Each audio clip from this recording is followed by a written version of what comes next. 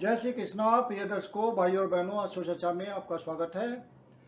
मेरा आपको सादर नमस्कार। आज के वीडियो में जो वृश्चिक लग्न के व्यक्ति हैं अर्थात स्कॉर्पियो असेंडेंट हैं, उनका दिसंबर माह कैसा गुजरेगा उस पर एक संक्षिप्त परिचर्चा करेंगे।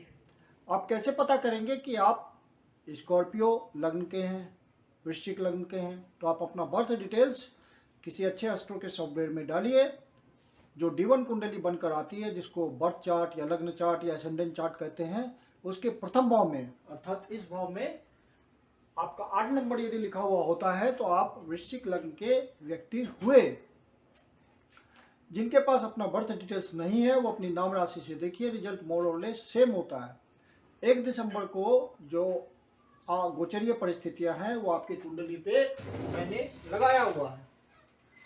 दिसंबर माह में जो महत्वपूर्ण गोचरीय परिवर्तन है वो इस प्रकार है कि 16 दिसंबर को सूर्य धनु राशि में प्रवेश करेंगे। इस समय सूर्य महाराज आपके लग्न पे गोचर कर रहे हैं, प्रथम भाव पे गोचर कर रहे हैं, और 16 तारीख को द्वितीय भाव पे गोचर करेंगे धनु राशि में। 5 दिसंबर को ही मंगल वृश्चिक राशि में प्रवेश करेंगे। तो इस समय आपके 12वें भाव पे गोचर कर रहे हैं मंगल, और मंगल यहाँ से निकल करके लग्न पे गोचर करेंगे 5 तारीख से। 10 तारीख को बुध धनु राशि में प्रवेश करेंगे। इस समय बुध आपके लग्न पे गोचर कर रहे हैं, और 10 तारीख को द्वितीय भाव पे गोचर करेंगे। फिर मंथ के लास्ट में 29 तारीख को बुध वहां से निकल करके मकर राशि में प्रवेश करेंगे। 8 दिसंबर को शुक्र आपके द्वितीय भाव से निकल करके मकर राशि में तृतीय भाव में गोचर करेंगे, और 19 दिसंबर से वक्री भी हो जाएंगे। जब कोई ग्रह अपना गोचरीय परिवर्तन करता है तो विशेष रिजल्ट देने के लिए इच्छुक होता है। यदि आपके नेटल चार्ट में कोई महादशा, अंतरदशा, प्रत्यंतर दशा कुछ प्रॉमिस कर रही होगी और गोचर उसको टैली कर देगा तो रिजल्ट आ जाता है, रिजल्ट का आपको अनुभव हो जाएगा। लग्न के मालिक मंगल महाराज आपके 12वें भाव पे इस समय गोचर कर रहे हैं, और साथ में आपके 6th भाव के भी स्वामी हैं। तो यहाँ पे आपको 5 तारीख से पहले जो 4-5 दिन है वो वहाँ पे ये ध्यान रखना है कि आप अपने डिसीजन को सोच समझ के लीजिएगा, नहीं तो कोई बात विवाद में फंस सकते हैं, कोई परेशानी आ सकती है, उलझन भरा निर्णय हो जाएगा आपका, स्वस्थ निर्णय नहीं हो पाएगा। तो बहुत सोच समझ के निर्णय लीजिएगा।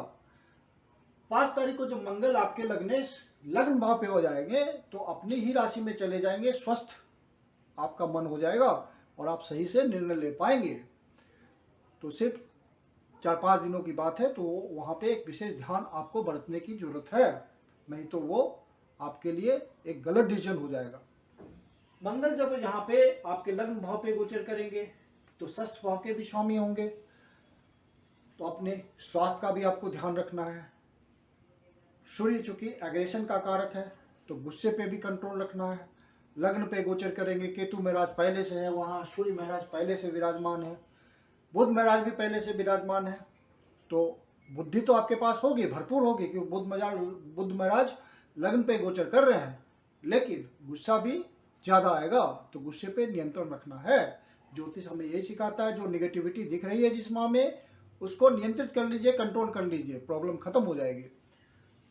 सूर्य महाराज आपके लग्न पे गोचर कर रहे हैं, केतु भी वहीं विराजमान है, मंगल महाराज भी वहाँ पहुँचेंगे 5 तारीख को। तो आपको अपने लाइफ पार्टनर का ध्यान रखना है, अंडरस्टैंडिंग में प्रॉब्लम हो सकती है। राहु महाराज पहले से वहाँ विद्यमान है, 7th भाव पे गोचर कर रहे हैं और शुक्र के रिजल्ट को बढ़ा रहे हैं, और शुक्र की भी स्थिति बहुत मजबूत नहीं है।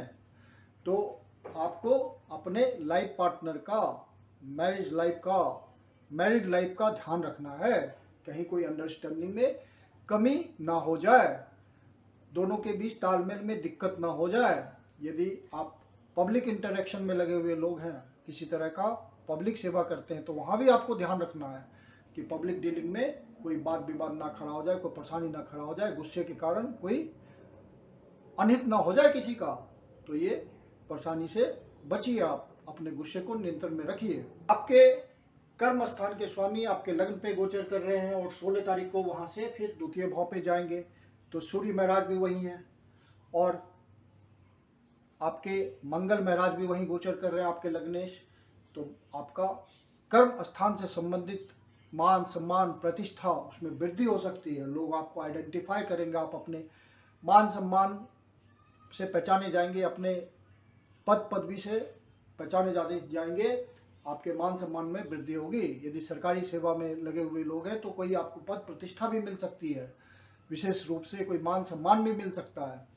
और बुध महाराज आपके लग्न पे गोचर कर रहे हैं, तो यदि आप बिजनेसमैन हैं तो बुद्धिमत्तापूर्ण आप कोई डिसीजन लेके कोई नया काम शुरू कर सकते हैं, अपने आप को आइडेंटिफाई करवा सकते हैं समाज में, कर्म क्षेत्र में आपकी पहचान बन सकती है। इस समय आप डिसीजन ले सकते हैं, पब्लिक इंटरेक्शन, पब्लिक से रिलेटेड, अपने व्यवसाय से रिलेटेड आप कोई निर्णय ले सकते हैं, नया वेंचर स्टार्ट कर सकते हैं, कोई नई योजना बना सकते हैं, कोई नया काम स्टार्ट कर सकते हैं।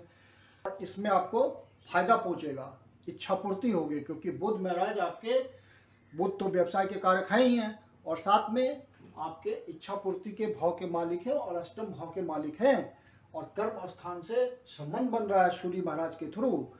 और बस आपको ध्यान ये रखना है कि केतु महाराज वहाँ विद्यमान है, तो डिसीजन लेने संबंधित कोई निर्णय कन्फ्यूजन वाली ना हो, बहुत ही सोच समझ के डिसीजन लेंगे, वो आपके फेवर में होगा, क्योंकि बुध महाराज इच्छा पूर्ति के भाव के मालिक हैं, आपको सहयोग दे देंगे पूरी तरह और आपकी इच्छा पूर्ति हो जाएगी, लाभ की प्राप्ति हो जाएगी।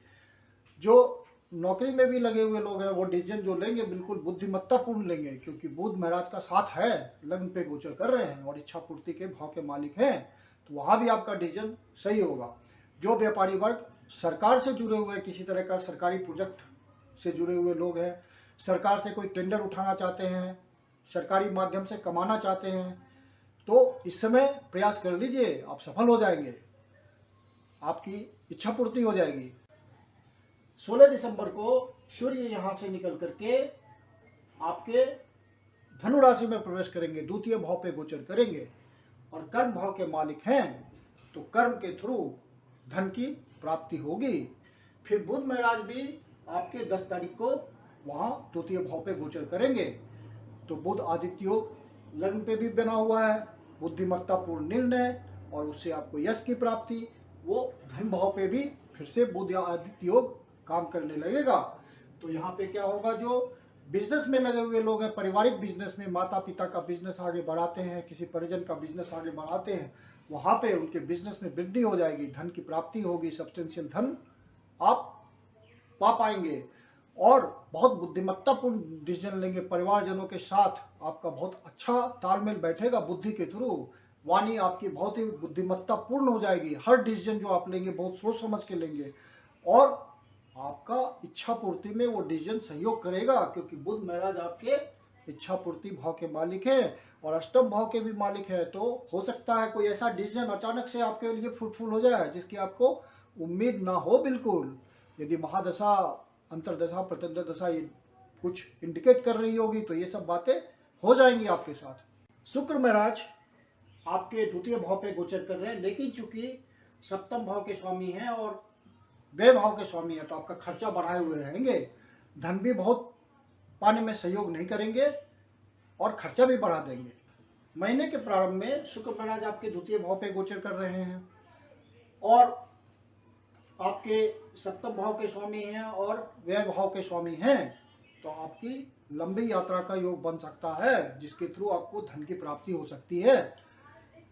लेकिन शुक्र चूंकि वृश्चिक लग्न के व्यक्तियों को बहुत सहयोग नहीं करते, इसलिए खर्चा ही बढ़ाएंगे, वो बाहर से संबंध बनाएंगे और आपका खर्चा बढ़ा देंगे। लेकिन उसको आप इन्वेस्टमेंट के रूप में लीजिए कि ये मेरा इन्वेस्टमेंट है, जो आप यात्रा करेंगे वो इन्वेस्टमेंट के रूप में लीजिए, जो आप बाहर से संबंध बनेगा वो इन्वेस्टमेंट के रूप में लीजिए।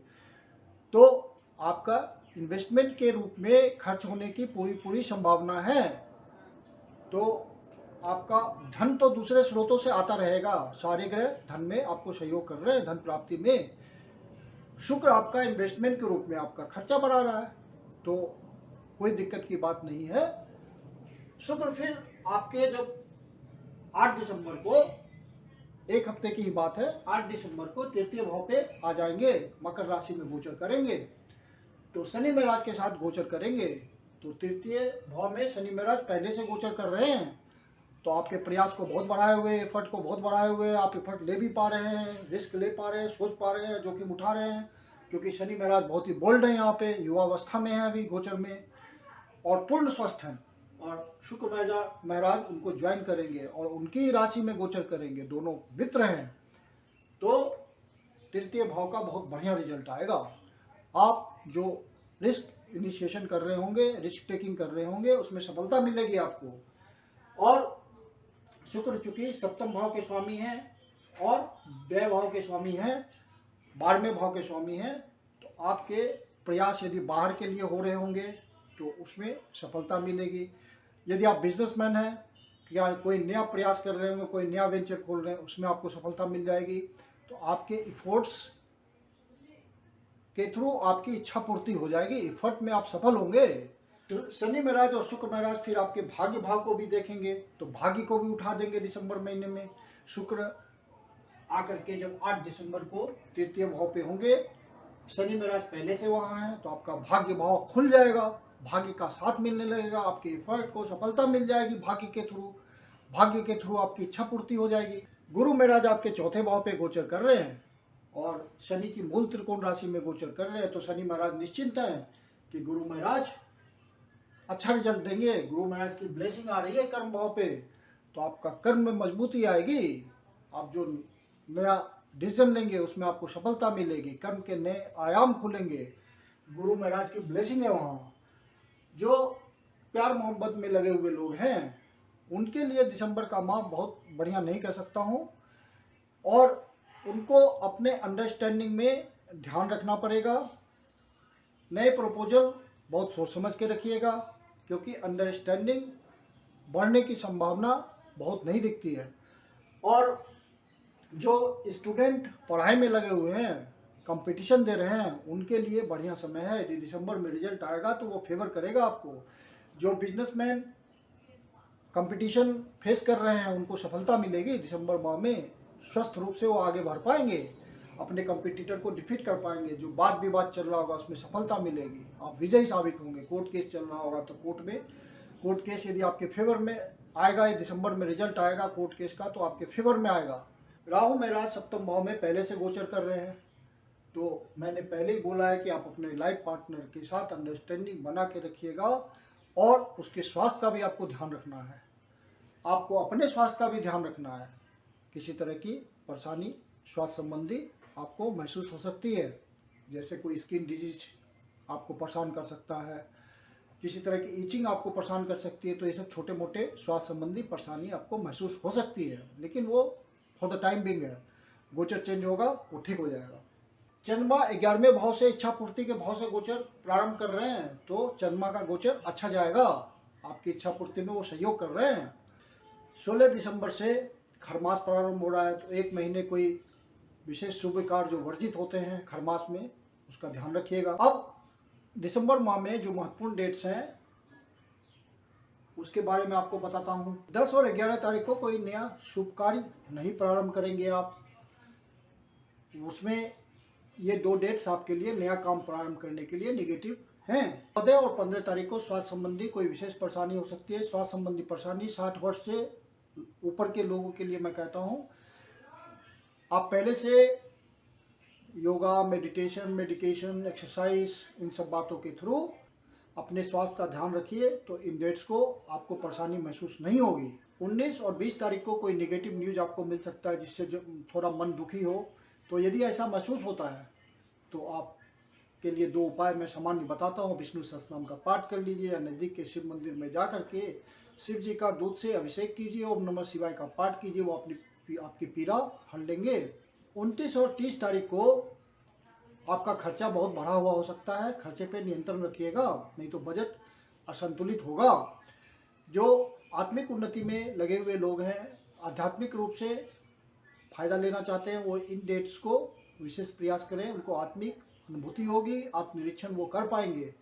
विदेशों से संबंध बनाने के लिए, डिस्टेंट प्लेसेस से संबंध बनाने के लिए ये 2 डेट्स खास महत्वपूर्ण हैं। धन की दृष्टि से जो महत्वपूर्ण डेट्स हैं वो है 4 तारीख, 5 तारीख, 10 तारीख, 11 तारीख, फिर 17 तारीख, 18 तारीख, 24 तारीख, 25 तारीख और 31 तारीख। ये डेट्स महत्वपूर्ण है धन की दृष्टि से।